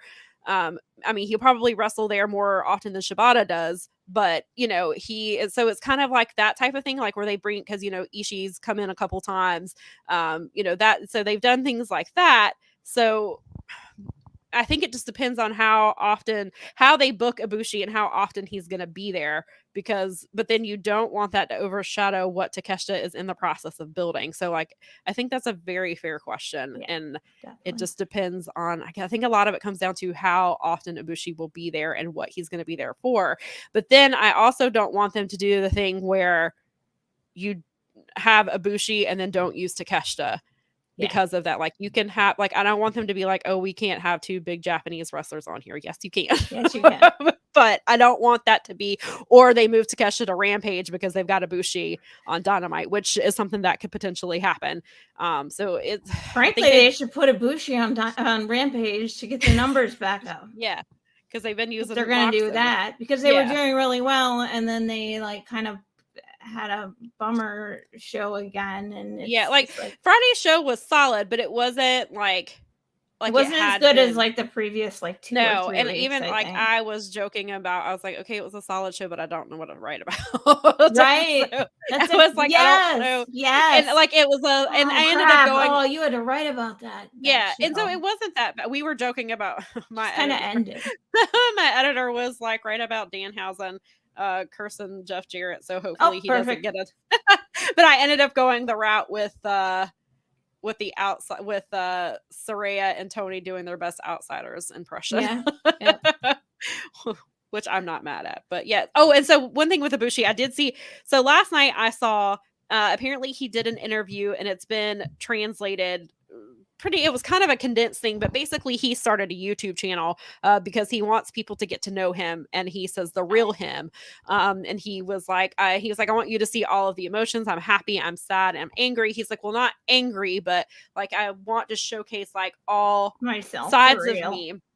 And he was like, and I want you to, because he was like talking to the interviewer, and I guess he asked something like, do you think I'd be the real me right now? And he was like, well, he's like, I don't know. And he was like, I think he said like, I think I am, but I guess he was getting at the point like nobody really knows Ibushi, or the fans don't. And I guess he wants to kind of showcase that, which could be interesting going into like the indie type of stuff with him doing that. So I think that's really intriguing with what he is doing there. But yeah, so I'm really interested to see where Ibushi goes from here. Me too. Especially at a post New Japan Ibushi, and an Ibushi who is coming off of an injury that he's been dealing with for over a year now. Like, it'll be interesting to see how his style changes and who his opponents are, because I would imagine he's probably handpicking some people at this point. God, I would think so. It's probably like, because I'm sure he pays attention to what's happening. So he's probably like, he very likely probably requested to wrestle Speedball. Maybe he requested, like, maybe they gave him a list of names and be like, who on this list would you like to wrestle? And I could see that kind of being the situation with, I was gonna say that could be the situation with Spring Break as well, but Joey Janela books a lot of dream matches. Mm-hmm. So it could have been like, so it'll be really interesting to see, because his opponent could literally be anybody in Spring Break, just because those are where the crazy matches happen. Like, that was where we were supposed to get Suzuki versus Orange Cassidy, and then the pandemic happened, and Joey still has to tell people like that match is not happening anytime soon. And it is the place where I would like to see my dream match of the Juice Juventud Guerrera versus the Juice Robinson versus Juicy Finau, and have the juiciest match ever. The juiciest match of all time. Exactly. So the juiciest match in the universe. Space and time. But yeah, so I'm really looking forward to seeing what Ibushi does. Whether he ends up in AEW or not, I will definitely be paying attention to whatever it is that he's doing. Same. So I guess we will switch gears a little bit because I want to talk about Impact for a minute. Yeah. I want to hear a little bit about Impact. Yeah. So at Hard to Kill, which I finally watched the whole thing, and Daza, do you think they juice? They'd orange juice probably. But maybe. Who knows? Maybe they should have. That could also be something at Effie's Big Gay Brunch, because then they would have all the juices from the brunch. They would have the orange juice and the cranberry juice and the apple juice. It is the brunchiest, so they could. So it should have the juiciest. The brunchiest brunch should have the juiciest juice. Now we're gonna have to have a special match. I can't believe that that's partially spring break and is partially Effie's Big Gay Brunch, because then they have the juices, and so then you have to have They can sell shirts that just say "We have the juice." I would wear that. We have the juice. You're welcome. I hope you're watching. That one was free. Oh my god, I would wear that. Oh, they on the juice. I don't know, maybe. Yeah, there's so many, like, you could do like so many versions of it. You could, and then you have like 3 alts of it. Yeah, and it could be like an orange juice, a cranberry juice, and an apple juice. Yeah, grape juice. Yeah, see, you could pick a juice. Pick your juice. Pick your juice. Pick your fighter. Pick your juice. We got the juice. There you go. Wow, we give all kinds of free ideas over here. People should be watching and taking notes. Jeez. This is why you need to subscribe to our YouTube channel, people. This is how we've made it 50 episodes. That's right. Because of great ideas like this. Maybe we could make it. Now we're gonna end up with a Powerbombshell shirt that says on the Powerbombshells on the juice. Or on the juice. Or maybe we can. Maybe we can have a title one of our shorts that we'll add a logo in of our bombs drinking juice. Juicing. Juiced up bombshells. Yeah, that's their alt. They drink like juice and then they grow to like juiced power bombs. There we go. That's we're building a story around our bombs. We're building a brand. They have a background. They have backstory. Yeah, they do. See, we're building a brand here. That's right. Deeply building it. Mm-hmm. Haza said other podcasts do boring ratings recap, but here it's fun. Well, I am glad, because we want people to have as much fun as we are. I mean, I'm casually aware of ratings, but I'm not going to talk about them. There's plenty of people that there's plenty of people that he's right. There's plenty of people that talk about that already. Talk about it, and it's well covered. The hell out of me. And I'm check out on those conversations. They have ratings have their place. I just don't need to talk about it. It's not gonna. It's not. I mean, it is important, but it's not gonna affect what I watch. It's not gonna keep me from watching what I like. So nope. I don't care. Nope. I mean, I do to some extent, because obviously, like, women's matches should have better ratings. It's important because it's important to keeping wrestling on the air, but that's about it. And again, this should be on a. Brad's got another slogan for a shirt for us. Not your typical broads talking about your typical wrestling. I love it. God, we have so many merch ideas. Oh, jeez. Wow, we've got juice. We have a juice shirt that we can make. Now we can have a Powerbombshells with not your typical broads. I really like that. That's very good, Brad. We might have to put that in our Twitter bio. Yeah. that might be a great. Actually, that's solid. That's a solid Twitter bio. It might not fit on Instagram because of all the information we have on Instagram. Yeah, you're right. But we might be able to make that fit on Twitter. If Twitter can get it. Maybe we can even quote Brad, because that's good shit. We'll put it as a quote, like it's a comment, like it's a show review. Yeah, right. 5-star. 5 stars, not your typical. That almost sounds like when people leave their 5-star reviews on podcasts. That sounds like the title of a review, which I love it. You are totally right. I love it. It's It makes 5 it stars, even... not your typical Rods talking about your typical wrestling, and then it goes into why it's. Or those are one of those reviews that their title is their review, like they don't say anything, just give you your stars the and your title, stars, and then that, and then they're like, nope, that's it, that's my review. It's the and the then they may headline be in the thing here like, it's great. They like juice. Juice. That's just a comment. Juice. 5 stars. Juice. 5 stars.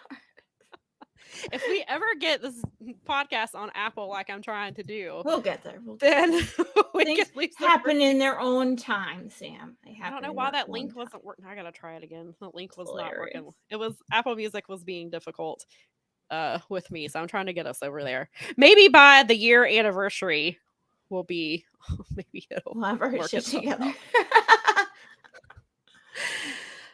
Anyway, let's back to Impact. Well, before we go too long here. So Hard to Kill was a couple of weeks ago. The main event was Jordynne Grace versus Mickie James. Mickie James has been having her story of the last ride, where it was either she won the title or she would retire. That match was really, really good. Mickie James did win. So that Thursday they bring Mickie James out, and she gets interrupted by Bully Ray.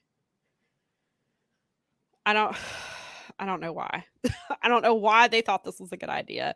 And so, of course, he's being his typical disrespectful, talking about how she's a woman and needs to know her place, and that great stuff that we need in women's all that wrestling. Really original tropish crap. Yeah, all that stuff we need in 2023.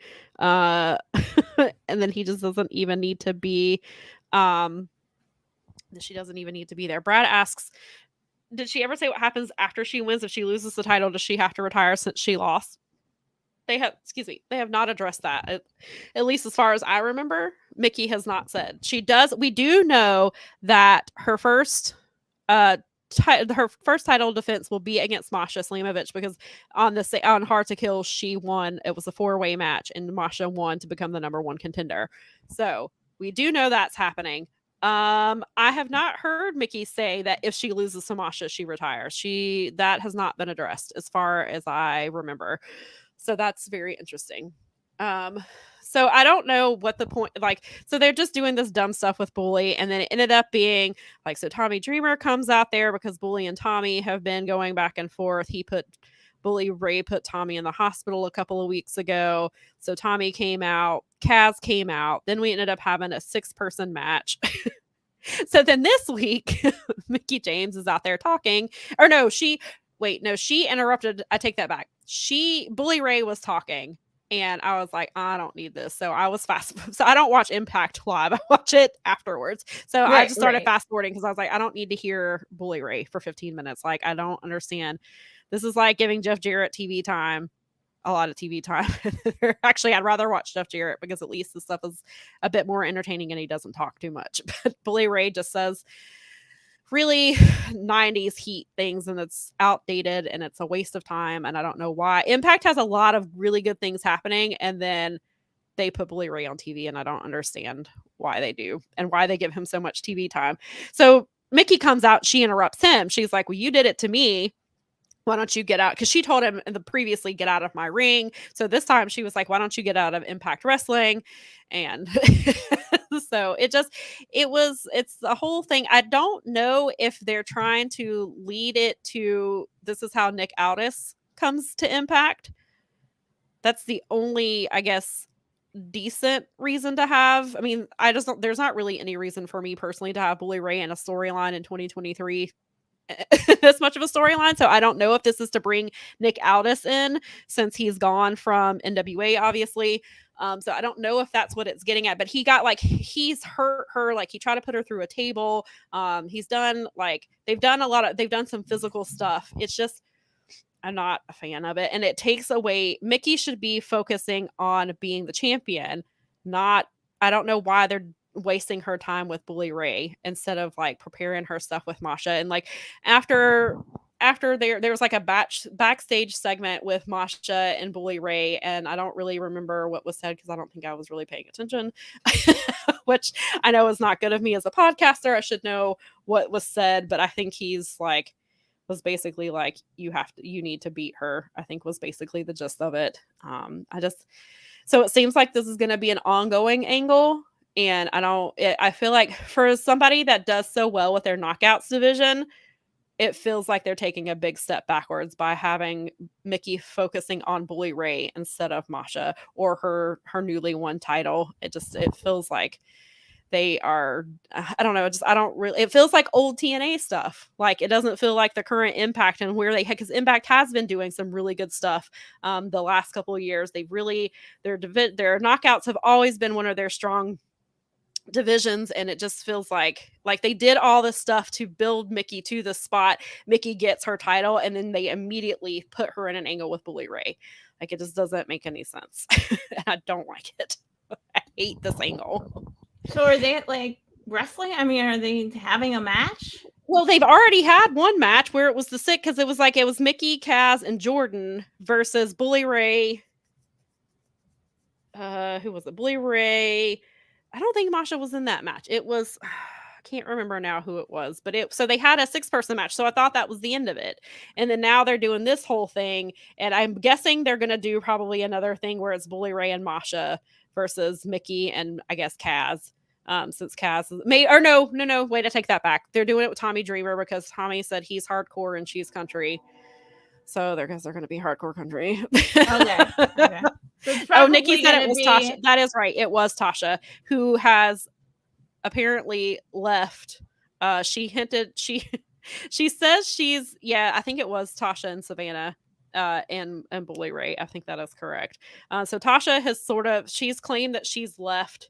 And then she tweeted a picture and made it, and she hinted like in the hashtag about NXT, but I believe Tasha has re-signed her deal. So I guess she's just coming back as a different version. I don't know what's happening there. But yeah, so there's all kinds of stuff happening in the women's division over in Impact. And they've got Taylor Wilde as a witch now. Her and Killer Kelly are about to team up against the Death Dolls next week. Giselle, they're calling her the Black Widow because every time she tags with somebody, the tag team falls apart and they leave the company. Chelsea left the company. Tanil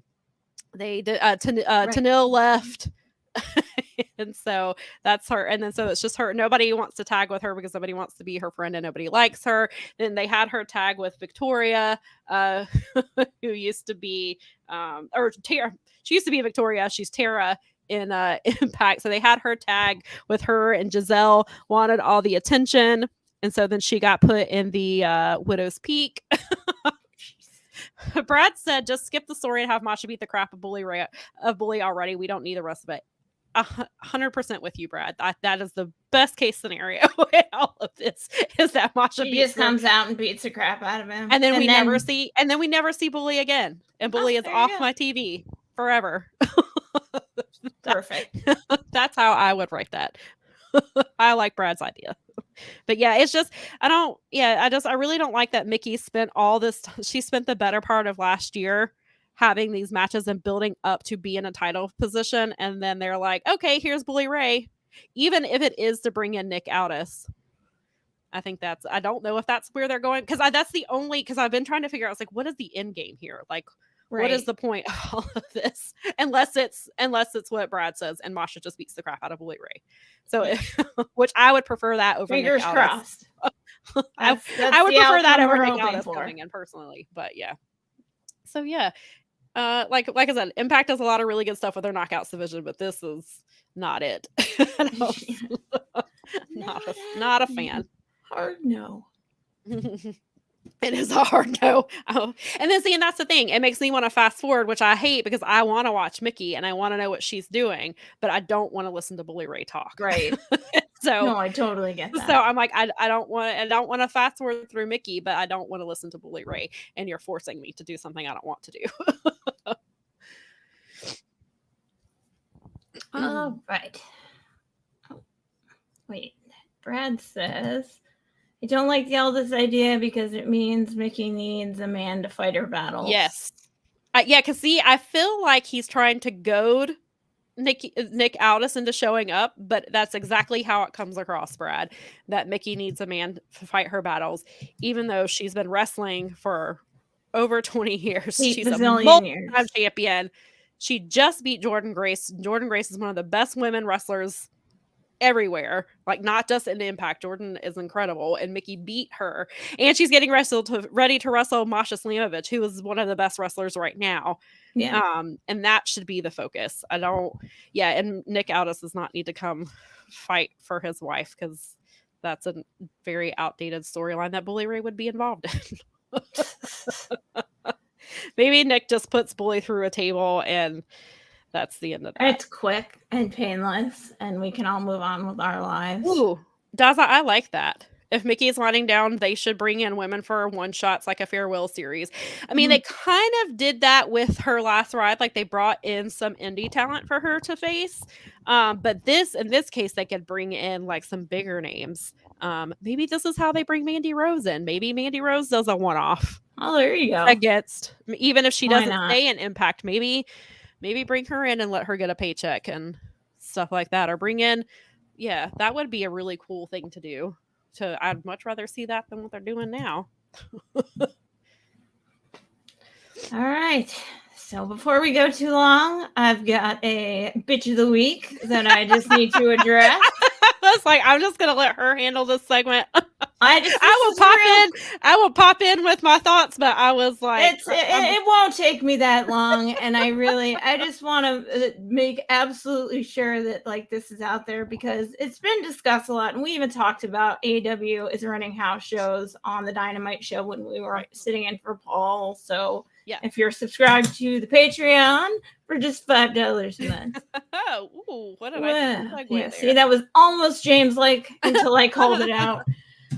You can actually go check that out. Sam and I hosted the Dynamite show for a couple of weeks. We babysat Jeff and addressed the AEW house show issue on there and like how we felt about it. A rumor then, and we weren't really there was, and the rumor ended up being a lot different because we thought they made it sound like it was actually going to be part of like it was going to be Strong maybe involved, and it turns out that's not the case. It's not to be anything like that. It turns out that on March 18th in Dayton, Ohio, they're going to have a whole bunch of people, and Jon Moxley and Britt Baker and a couple of other featured performers, which is really cool, except that Jon Moxley was booked to wrestle Scrapper Mania, which is the biggest event of the OTT year in Ireland, in Dublin.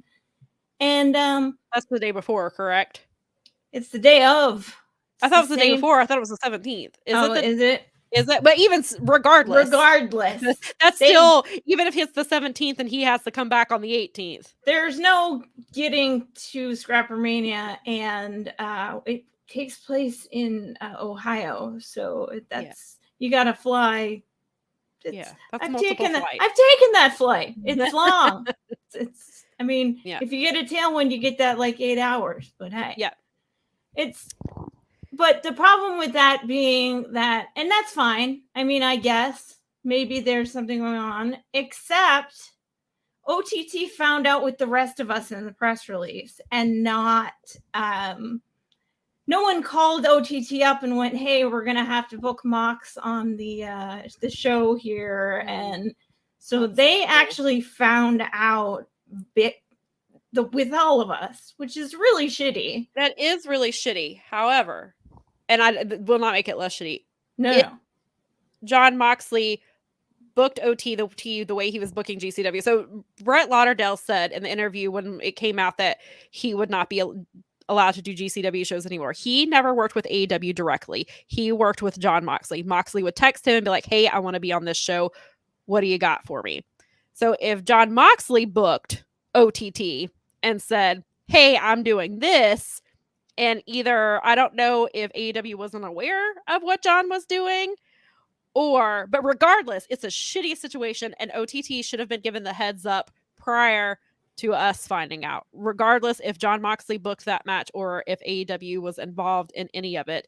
Because you would think that Jon Moxley would be like, hey, I booked this match. I'm pretty sure that Tony knew the OTT. Very likely he did. I have a pretty good feeling, I'll say, from some things that I've heard, that this was not like something that Tony was not aware of. Right. And yeah, it seems like John, at least even if John is booking these indies on his own, he is giving Tony the heads up. And especially since I believe he signed that contract. Right. That he recently signed, which was effectively not, it was like an extension. It was like picking up his option early and just going, here's a bunch of money. Right. Please be the ace of our, like, but also you need to teach. And so he's doing, because he was already doing it. So essentially he's getting paid, but also there were more like new responsibilities in there. Yeah. So, and you know, I don't want to like blow up anybody's spot, but I'm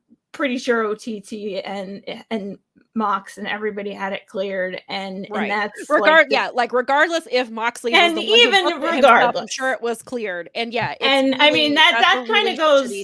That's like a double bad, because that's either like they aren't communicating, which they need to be doing, which is bad. And that was a complaint. That was a complaint of some wrestlers who have left AEW, is that they are terrible at communicating. Right. Because that was actually part of the reason Joey Janela left, because he was not communicated back with his contract coming up, and he's like, I didn't think they wanted me because nobody talked to me about my contract. And there are multiple people who have complained about multiple talent. Lack of communication. That could be something that's still happening, which should not be happening in general, but when you're having with your one of your biggest stars, you've got to be communicating, especially now because of what you just signed the contract to do with his responsibilities. Yeah. So that's like the setup for the whole situation. The idea here, though, is like, and the bigger issue that kind of I was discussing with people like Garrett was like, is this how they're going to treat people? Like, is this how they're going to treat it? And unfortunately, in this particular case, the week before, so last weekend, Eddie Kingston was supposed to be the headliner of the OTT show for that show. Now, he went to Jay Briscoe's funeral. Nobody anywhere in any place was like mad about that. Right. But like, that's 2 shows in a row now their fans are getting where screwed. They've like, the bait and switch reputation is starting to form, I think. And I don't know that that's healthy for them. Is it bait and switch though? If they're, I mean, I guess, yes, they still would be, because they're using Mox obviously to sell tickets, but it's not OTT that's doing, I mean, unless they send somebody in his place, which still, then that I think, I guess, would be more of a bait and switch, is if they send somebody, like, we're taking Mox, but here have Sammy Guevara, or something like that. I guess. I mean, you'd have to give somebody equivalent. Sure, exactly. There's no idea at this point. There's no idea. The only other person, I mean, like, you could send like a Danielson or a Hangman, but who's to say that they're not already going to be used for the house show? Right.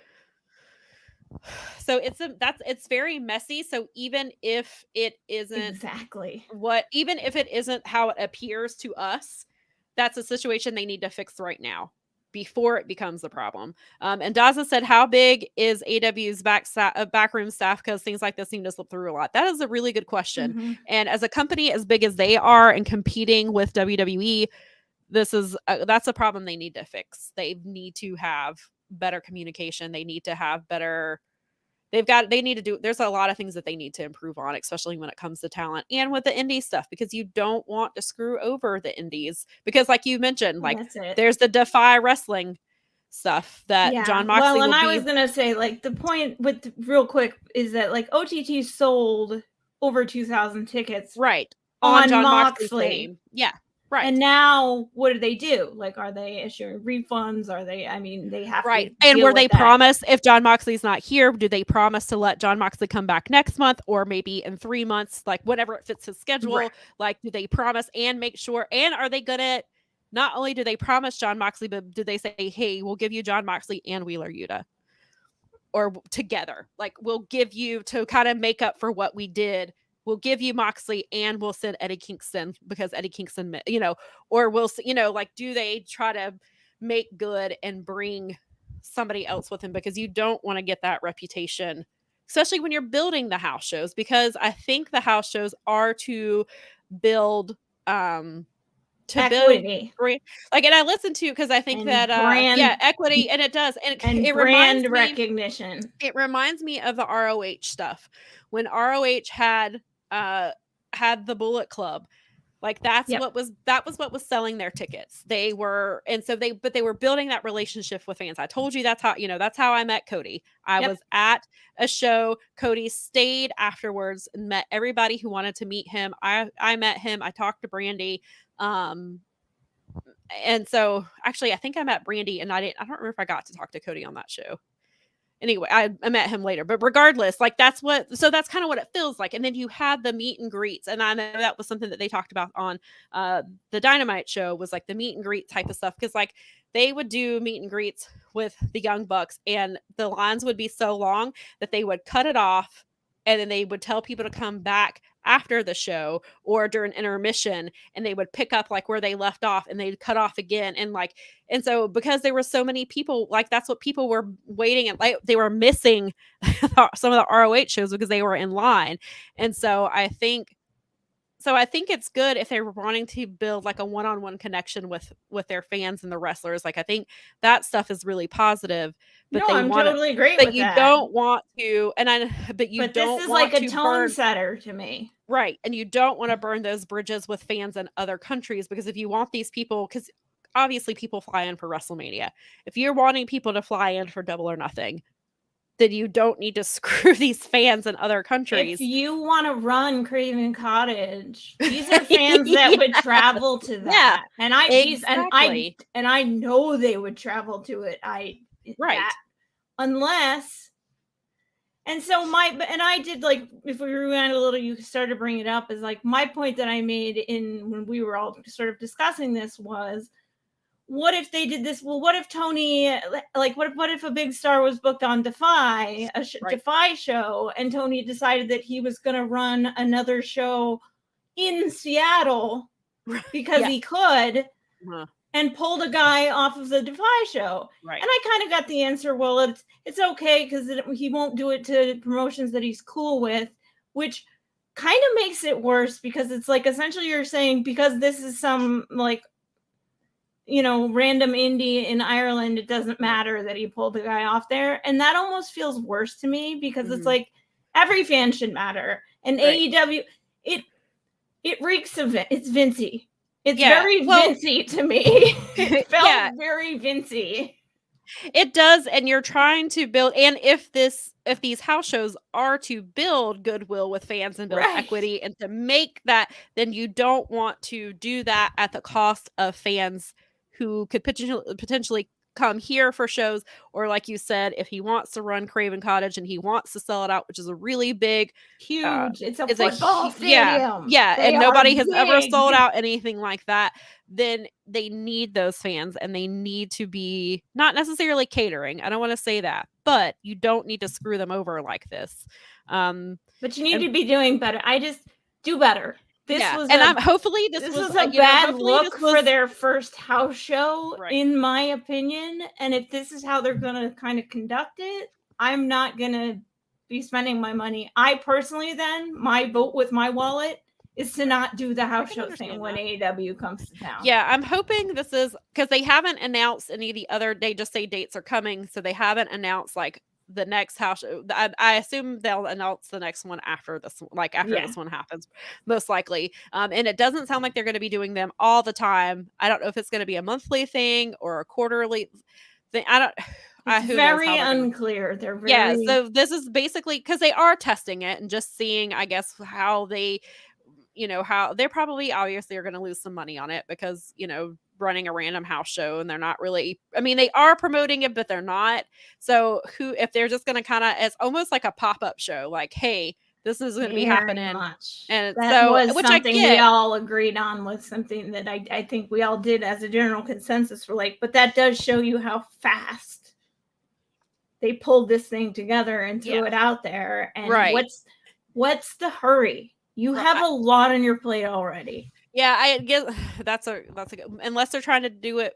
Well, no, because I would say, well, it does happen before the ROH Super Show in LA, which will run during the Mania weekend. Right. And the Super Show is the same day as a couple of the other collective shows. It's like, oh yeah, because I think Super Card of Honor. Super Card of Honor is at 8, but Bloodsport, is it Bloodsport or something is at 4. And so they were wondering if Ibushi would be on Super Card of Honor, but he's already wrestling at the show prior, so that we weren't sure. But still, so I don't know if they're trying to get, because if depending on when Honor Club is launching, but those are not ROH people that are booked. That is AEW talent that's booked. So yeah, I don't know what the hurry is either. Brad says the G1 Supercard was sold on the idea of the Bucks and Cody, but then they left the form AEW, so ROH had to pull a New Japan. But the thing here is the Bucks and Cody were never announced. Fans assumed that it was going to be. Yeah, it was totally assumption. That was an assumption. We were getting. And we thought we were getting. Because when people kept saying that, I'm like, they've not been announced. We don't know that they're coming, and so I was not surprised when they were not announced. And there had already been rumblings about AEW at that point. It wasn't AEW as obviously as we know it, but there had been rumblings that they were doing something. It's basically been confirmed. We would have gotten Omega Okada at that event. Yeah. But Omega signed with AEW, and that was the end of that. And I didn't think the Bucks were going to be on it because the rumblings of AEW had already started. So to me, I was like, yeah, and I completely agree with what Brad said, because that is that was based on rumor. But that Mox was announced only because the people that were a big chunk of the people that were buying tickets were doing it in there. They got it in their mind. They played themselves because they were never they never said that anything about being there. So that was on them because they ran off of fan speculation. But in this situation, Moxley has been announced and people are buying tickets off of Moxley's name. Right. So but I do see what Brad is saying, and that is that is something to look at here. But Mox has been announced for this, so now this house show. I mean, that's but I'm saying this house show is going to be selling tickets. I mean, that's your running Madison Square Garden. You're talking about a big situation. Right. These house shows are going to be competition with indie things. Well, but I don't know that it's necessarily. See, I don't think it's necessarily. I don't think they're running it in competition with indie. I think they are running it to build fan engagement, to build that connection with their fans, to test markets to see, hey, do we want to run shows here? Like, do we want to have a Dynamite here and then maybe have a Rampage here, or do we want to do Dynamite and while we're here for Dynamite and Rampage, we'll have a house show while we're here too? Yeah. Like, so I feel like that's what they're doing. See what the interest is in places. And see, I think they're testing markets out and things like that, and just seeing what the viability of it is. I don't think it's necessarily indirect that they're trying to be in direct competition with the indies. But it's not a great look so far. I don't think it was their intention to screw people over. It is something that happened but it's regardless of if it was their intention, it happened. And they've got to make it up to those fans somehow. And John Moxley, to your reputation, right? And OTT, isn't that the company that John Moxley donated a bunch of money to during the pandemic? Is that the one? So this is the big full circle. He was coming full circle on this. Yeah. He was almost literally on a plane. I think he was sitting in the airport, like tweeting even about getting on a plane to Dublin for Scrapper Mania. And if the timing matches up, but then they literally, that was like the end of March, and it went bam, bam, bam, bam, bam, bam, 2020, everything shut down. Yeah, because Europe closed down. Like, he was lucky that he didn't get on that flight. Because he would have been stranded in Ireland for who knows how long. Because Ireland shut down. Yeah, because Europe shut down like really all at once. Yeah, I mean, and to the point where I had a friend who was stuck on one side of the country for like an extra week. Wow. Because nothing was running. He was like, it just like.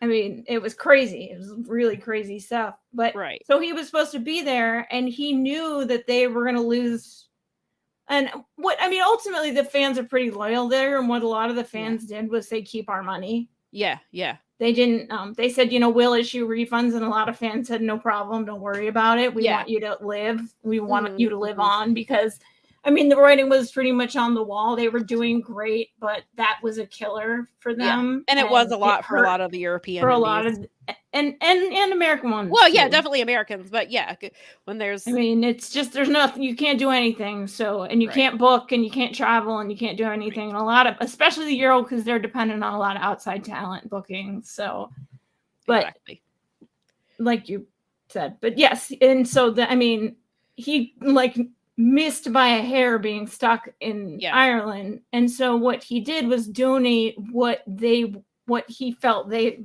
would have made off of the event. Basically, he donated a big chunk of cash, and that's not something that he was advertising. That's just something that, but it came out later that that's eventually what he did, and he helped basically keep them afloat. He was just essentially, because he is someone who does love independent wrestling and does seem to and that was very clear about it when he was at the Revolver show. Like, he was like this, because the tagline for Revolver is wrestling for our generation by our generation. That's their and that's their motto. And Mox was like, I was talking about, he's like, I fucking love pro wrestling, and he was like, this is the stuff I love. Like, I love this show. So he definitely, and that's why we talked about the issue of not allowing him to wrestle indies is a problem, because Jon Moxley doesn't do it for the money. He does it because he loves it for the wrestling. He said the same thing at Forbidden Door after everything went off the air. He was walking around like cutting a promo and talking about how much he fucking loved fucking wrestling. And he does. And that's why we've talked about, there's AEW Jon Moxley, there's New Japan Jon Moxley, there's Defy Jon Moxley, and then there's GCW Jon Moxley. That's kind of what makes him so great. It's one of those. And he was stifled for so long being in WWE, where he wasn't able to do these things. And that was my concern when they were like, he can't do GCW anymore. And I was like, I don't think that's going to work out the way you think it is, because Jon Moxley needs that. Yeah. he needs it like air. He needs that part of himself.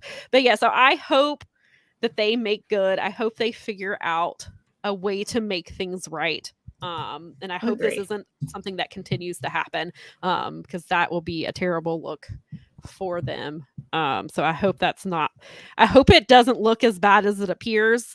But it does look pretty bad in the optics. Whether it was their intention or not, the after effects of it is really bad. Well, and wrestling has a notorious, wrestling promoters in general have a notorious, for being scummy and carny and stuff like that. So when someone does actually act, whether they mean to or not, a carny has a carny promoter moment, it is gonna leave an impression. It's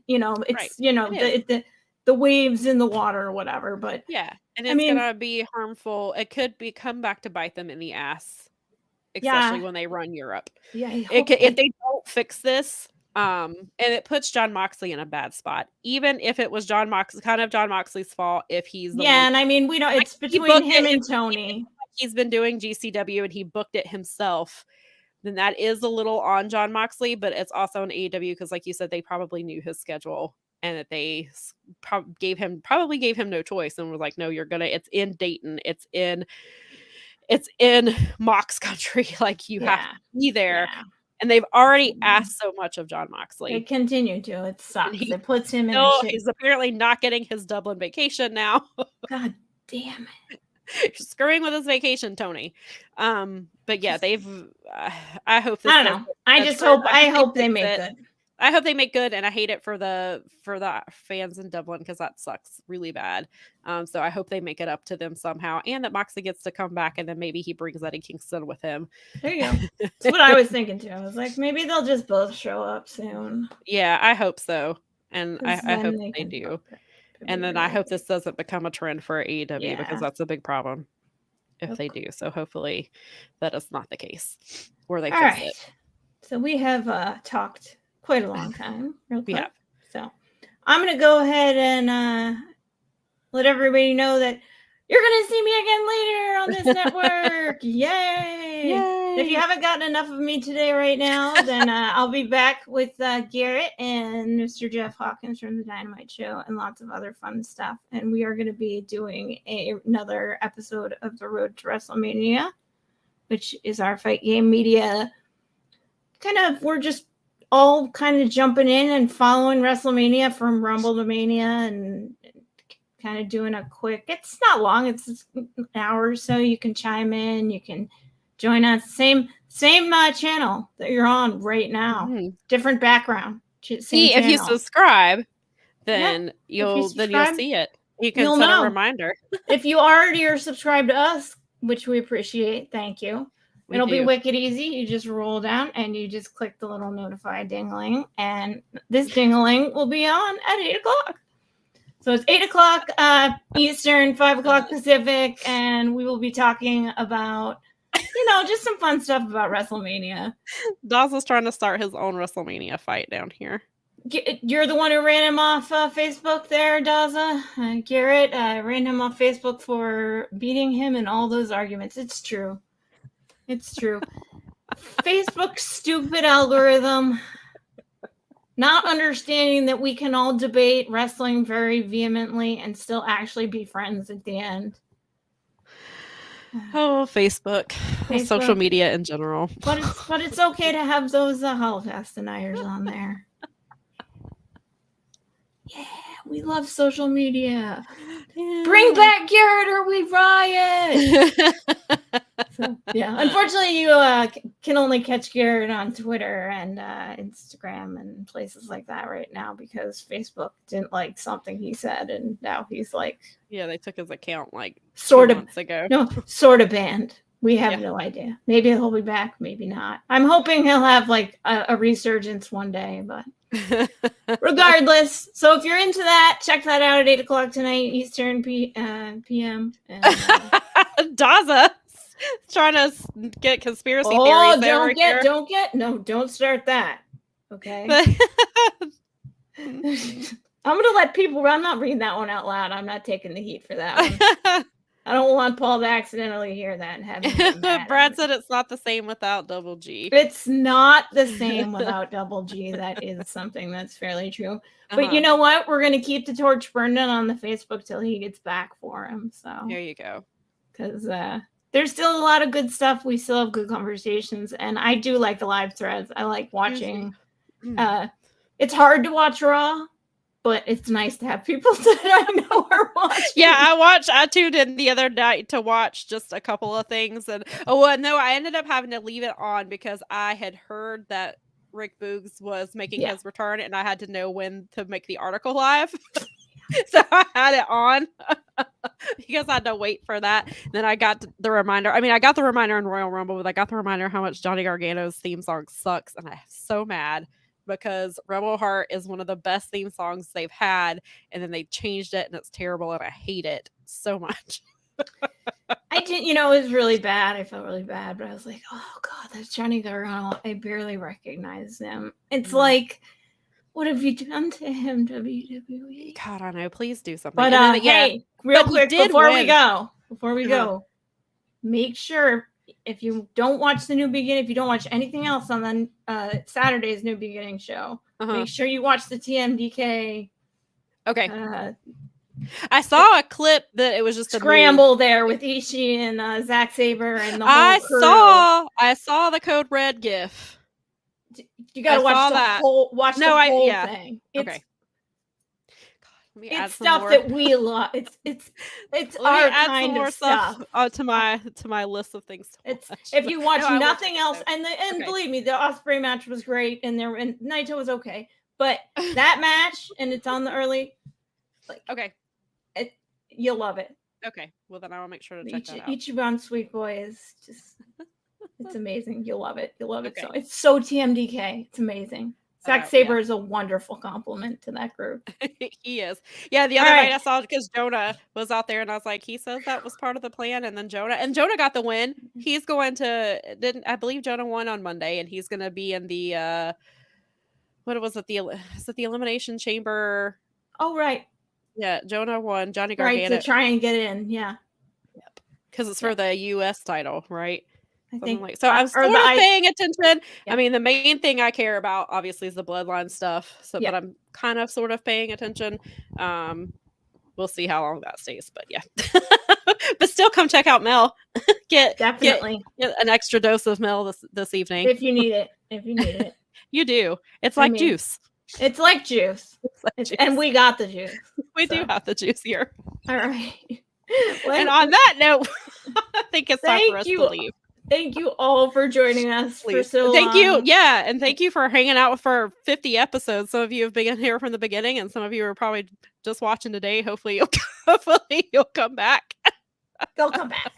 Brad says the new TMDK is great. I love Suzuki, Despy, and Narita, but just 4 guys seems lost right now. Poor Taichi, Kanemaru, and Doki.